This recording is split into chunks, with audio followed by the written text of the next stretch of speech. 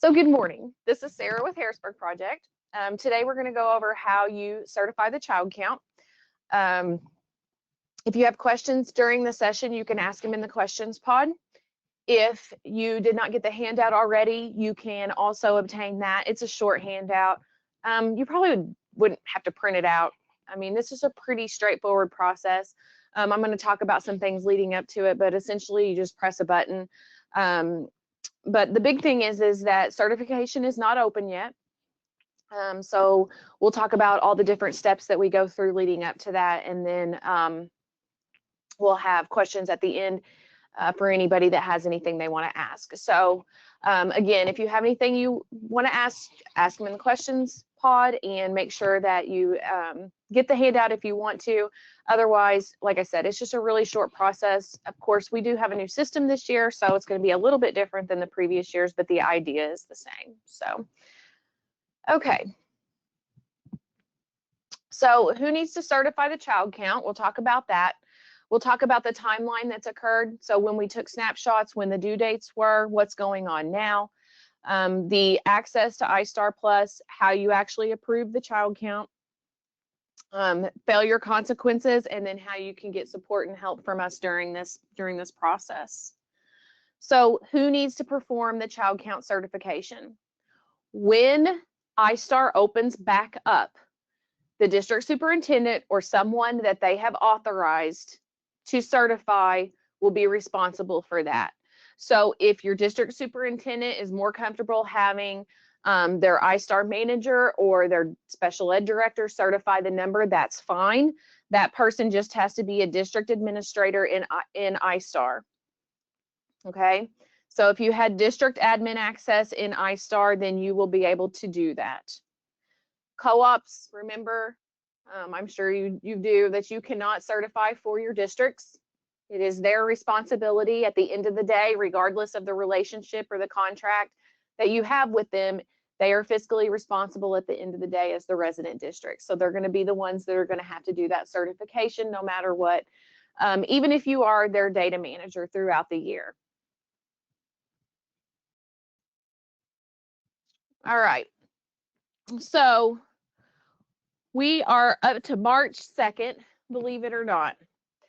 So what's been going on? Well, in January and February, we started letting everyone know that every Friday, ISB was going to take a preliminary snapshot of the child count to show you if they were to take the count on that date, that's what the number would be. That gave you the opportunity to work through 7 weeks of getting that number where it should be.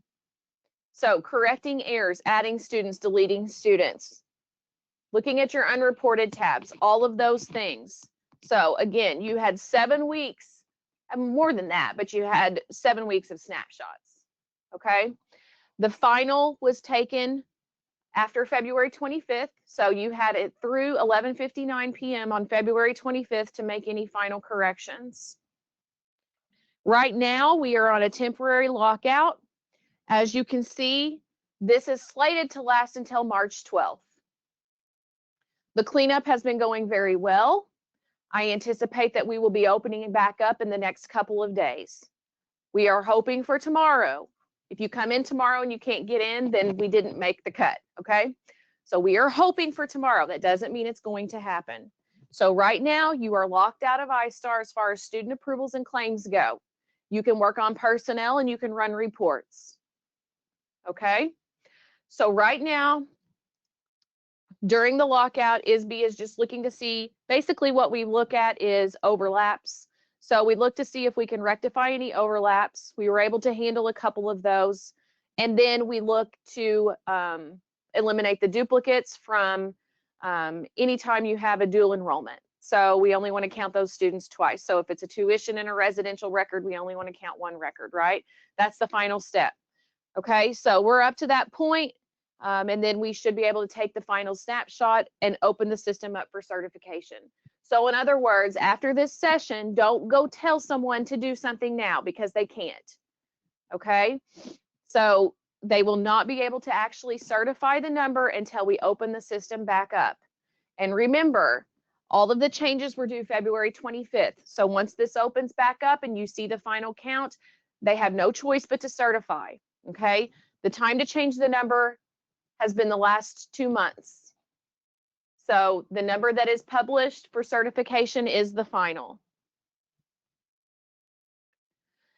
As far as getting into the system goes, a lot of you may be familiar with this, but some of you don't get into iStar often. So we're going into IWAS. You're going to log in.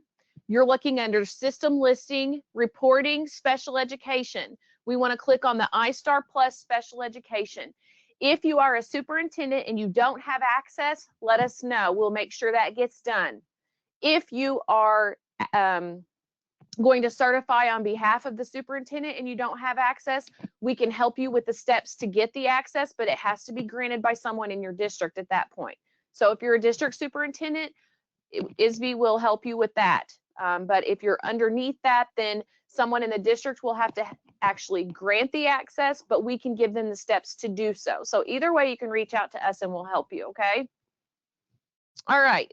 Once you log into iStar Plus, you're going to go to the data collection and you want to click on Child Count Status Certifications. That is where you're going to see the child count number. So what is on the child count? Students that were approved are all fund codes except N and U. The include on approval is checked. They are active on December 1st. And remember, ages 3 through 21. So 22-year-olds are not on the child count. All right. So we're going to show you 24, 25, 26 counts and any difference. So remember, this 2026 was updated 7 different times for you to prepare for this.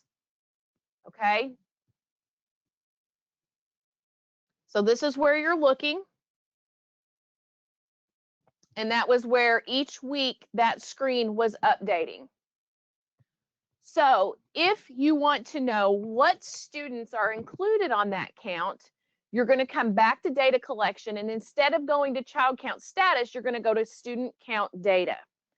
This is going to give you the reporting capability for your child count students. So you can come in, click the search button. That will give you all the students that were on the count. Then you can export it or download it into a CSV or a PDF. Okay, so that is your child count report. It's only going to have the students that are included in the count that we took on the 25th. Okay, so your final count. In other words, this will not change. You can change the school year and look at previous years, and it will match the number that coincides with the school year on your status screen.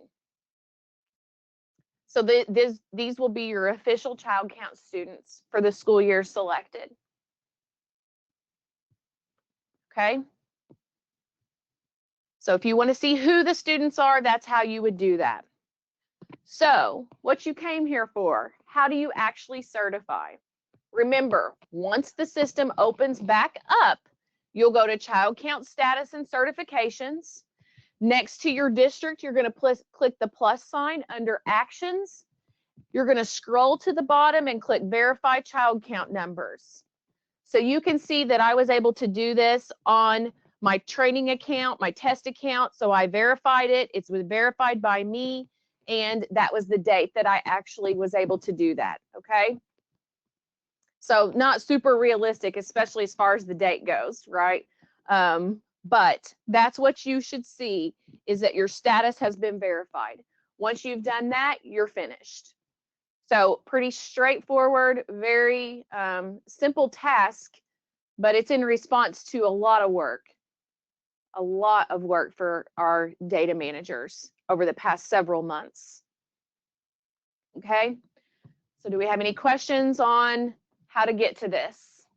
It's a little bit different than it was in iStar Plus, but not much, honestly, or I'm in iStar Classic. In iStar Classic, I think you clicked on the district name, and here you click on the plus sign. So not much different.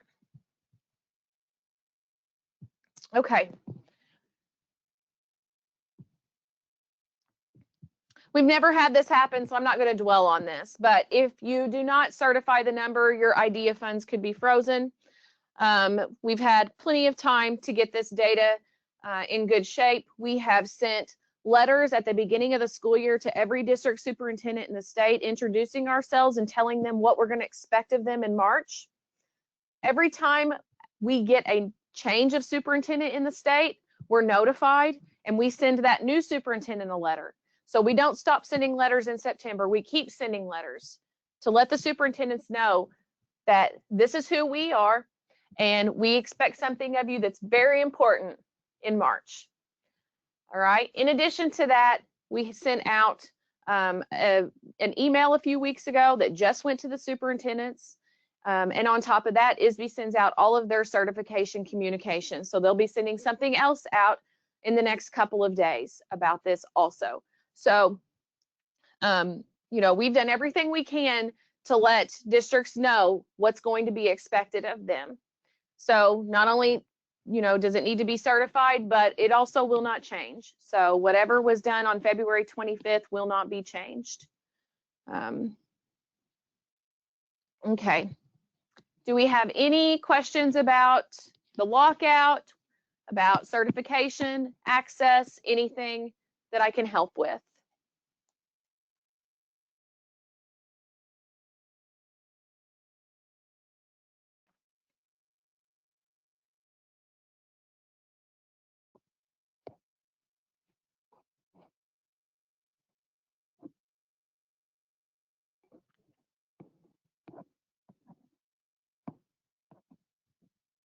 Okay, I don't see any questions. I mean, I realize it's pretty straightforward, but just remember that we can't do this yet.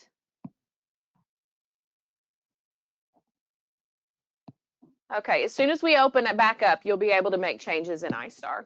Okay, so it's not contingent. Changes being made in the system, edits in the system, and going back to how it was is not contingent on the certification. So any data entry that you do when we open back up will not change the count. So the count is taken, it's set in stone. So you have to, your district superintendents will have to certify by March 27th. Again, we've never had a problem with an extension, anybody going over that, anything like that. So I'm not that concerned, but you can edit any data you need to after we open back up. And again, I'm hoping that we open tomorrow. We're hoping that we can open up tomorrow. We're not sure.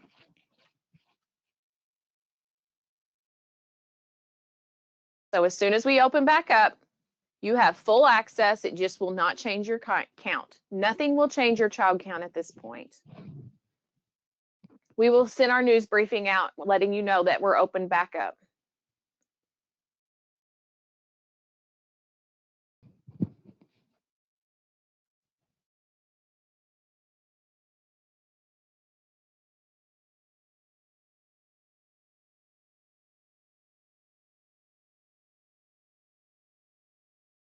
Okay.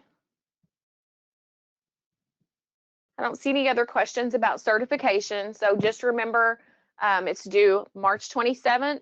We do hope to open back up tomorrow, but there's no guarantee. So if you log in the morning and it's not open, then that means that it's not ready yet. Okay. So we will send our news briefing once it is open and available, letting you know that. After it is open, you can certify. Again, you may see a March 13th date for opening, but we always open earlier. We try to open earlier than what is earmarked.